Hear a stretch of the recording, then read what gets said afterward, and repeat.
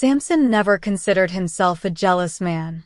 In fact, if you asked him, he'd say he was the reasonable type, the kind of husband who didn't snoop through his wife's phone or demand to know her whereabouts every second of the day. He trusted Clara. Or at least, he used to.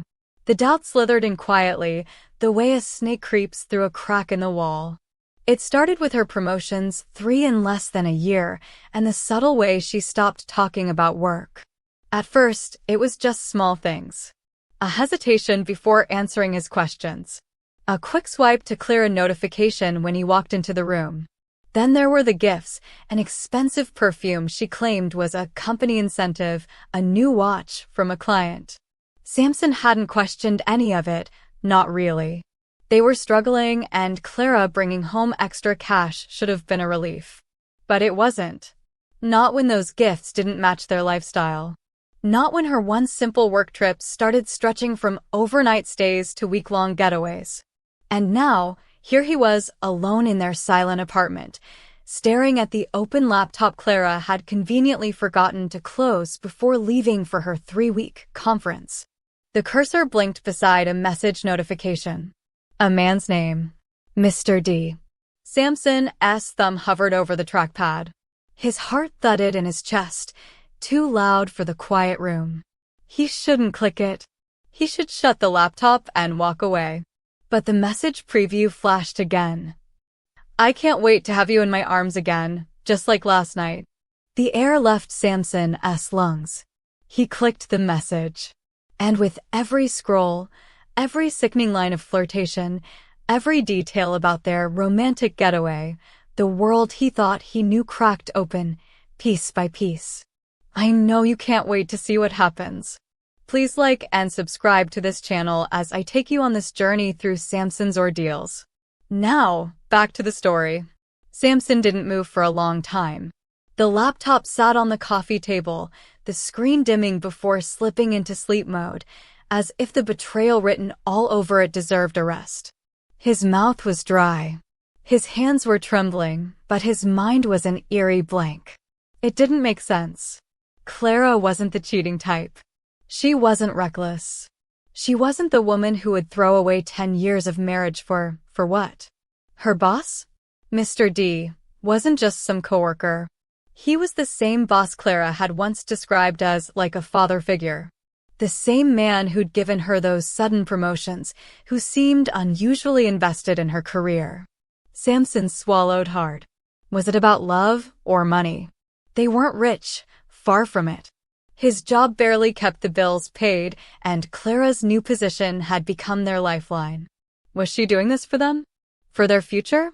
Or had she simply outgrown him, her 5'7" husband with his average job and average face?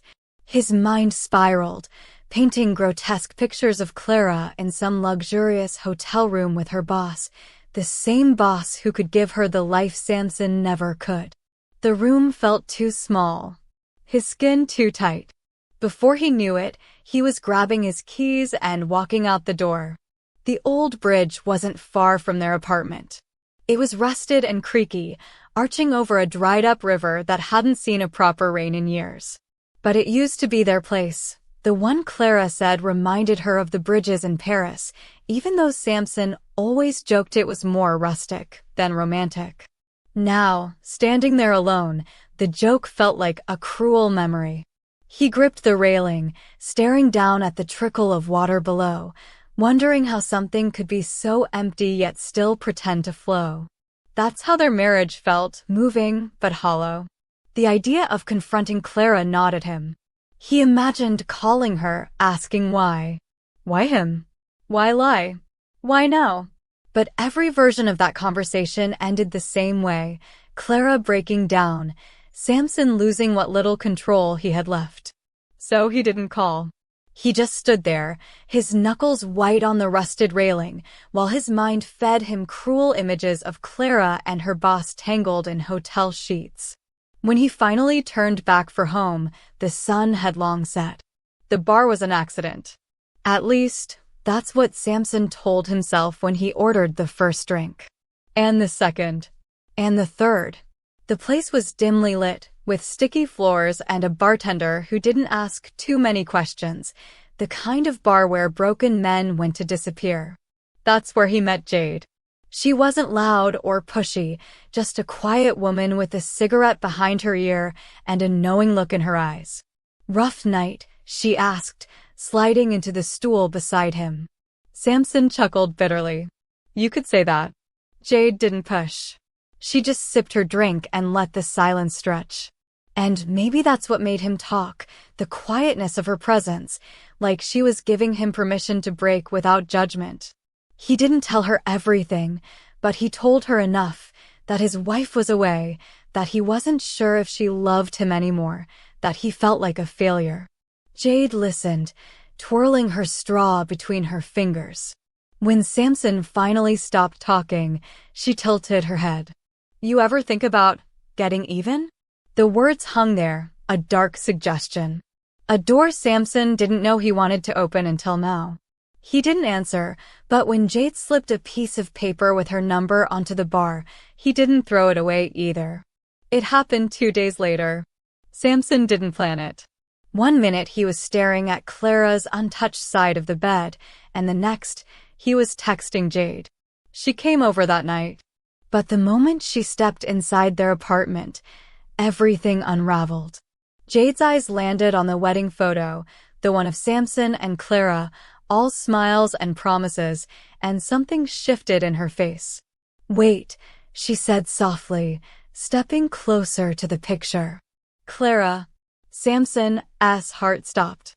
"You know my wife?" Jade let out a breathless laugh.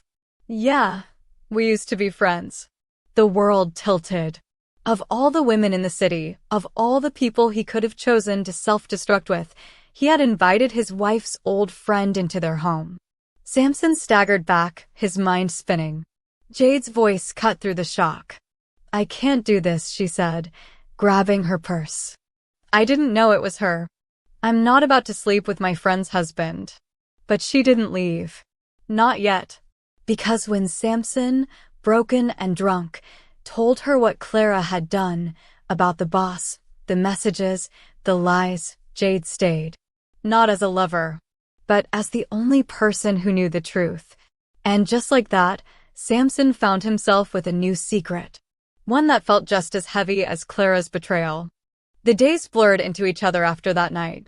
Samson wasn't sure how it happened, but Jade became a fixture in his life. It wasn't romantic, not really, but it wasn't innocent either. They met at quiet bars, in his car parked along empty roads, even in the small coffee shop 2 blocks from his apartment. Each time, Samson poured out a little more of his pain, the doubt, the humiliation, the sickening images of Clara and her boss that wouldn't leave his head. Jade listened. Always. But there was a tension between them, an unspoken understanding that they were walking a razor-thin line. And maybe that's why Samson didn't stop her the night she kissed him. It wasn't passionate. It wasn't soft. It was a desperate, broken thing, a kiss between 2 people using each other to fill a void. It didn't go further than that. But the damage was done. Because when Samson pulled away, the guilt hit him harder than he ever expected. Clara came back on a Thursday. Samson didn't greet her at the door. He couldn't. She looked radiant, glowing, even, like the trip had been more of a vacation than a work conference. Her hair was lighter, her smile brighter. And it made Ethan's stomach turn. She kissed his cheek, acting like nothing had changed, and Samson wondered if this was how it had always been, her pretending, him oblivious. That night, over a silent dinner, Samson finally broke. "Did you have fun?" he asked, voice too calm, too steady. Clara blinked. "What do you mean?" "On your work trip." The words hung there like poison. Her fork stilled on her plate. "Ethan." His chest ached at how quickly the lie formed in her mouth, how effortlessly she slipped into the role of the loyal wife. So he didn't hold back. "I know about him," he said quietly. "I know about Mr. D." Clara went pale. The silence that followed was deafening. And then, the excuses. "It's not what you think," she said, her voice shaking. It just happened. I didn't plan it. It's been hard, Ethan. You know how much we've struggled. I needed to secure my position. So you slept with him for a promotion? The words burned his tongue. Clara flinched. It wasn't like that. It's complicated. Samson let out a bitter laugh. Complicated? You flew across the country with your boss for 3 weeks. What exactly was complicated? Her lips quivered. I did it for us. For you. I thought if I could make more money, we'd finally have a better life. It broke him. Not just the betrayal, but the twisted way Clara tried to frame it as a sacrifice. Like cheating was an act of love. Days passed. The confrontation didn't fix anything. If anything, it drove a deeper wedge between them. Clara didn't apologize. Not properly. She cried. Sure, said she regretted it, but she never admitted it was wrong. She kept talking about how it wasn't black and white, how life forced her hand. Samson didn't touch her. Couldn't. And in the middle of their silent war, Jade's presence became even louder. They didn't kiss again, but the damage was done. Samson couldn't figure out if he was the betrayed husband or the cheating one. And then, the final blow. It happened one night, 2 weeks after Clara's return. She was quieter than usual, pushing her food around her plate, avoiding his gaze. Then, I'm pregnant, she whispered. The words hit him like a hammer to the chest. His fork clattered to the table. His mind raced, calculating the weeks, the days, and all he could see was Clara and Mr. D in some hotel bed, tangled in sheets Samson had never touched. The baby could be his. Or it could be her boss's. Ethan's heart pounded. Are you sure it's mine? The question sliced through the air. Clara gasped like he was the villain now. How can you ask me that? Samson laughed bitterly. How can I not? Tears pooled in her eyes. It's yours, Ethan. I swear. But the damage was done. Because he didn't believe her. Not fully. Samson didn't know how to feel, whether to grieve, to hope, to run. He spent the next few days spiraling. Drinking. Thinking. Regretting. And then Jade called. Her voice was unsteady. I need to tell you something. Ethan's stomach dropped. What is it? A long pause. I'm pregnant too. The world stopped. He thought he misheard her, that the alcohol was playing tricks on his mind. But no.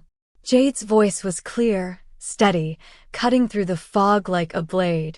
And suddenly, Samson was standing at the intersection of two lives, one with his unfaithful wife and her questionable pregnancy, and the other with his secret lover carrying a child that may or may not be his. 2 women. 2 betrayals. 2 children. And not a single shred of certainty. He thought confronting Clara would give him answers. Instead, it left him drowning in questions. Because now, Samson wasn't just wondering if Clara's baby belonged to her boss. He was wondering if he was about to become a father to 2 children who might not even be his. And in that moment, standing in the middle of their quiet apartment, Samson realized the most painful truth of all. He hadn't just lost his marriage. He had lost himself. Please like and subscribe. Tell me what you think of Samson and his wife. I personally think the moment his wife started enjoying unmerited gifts and favors, he should have called his wife to order.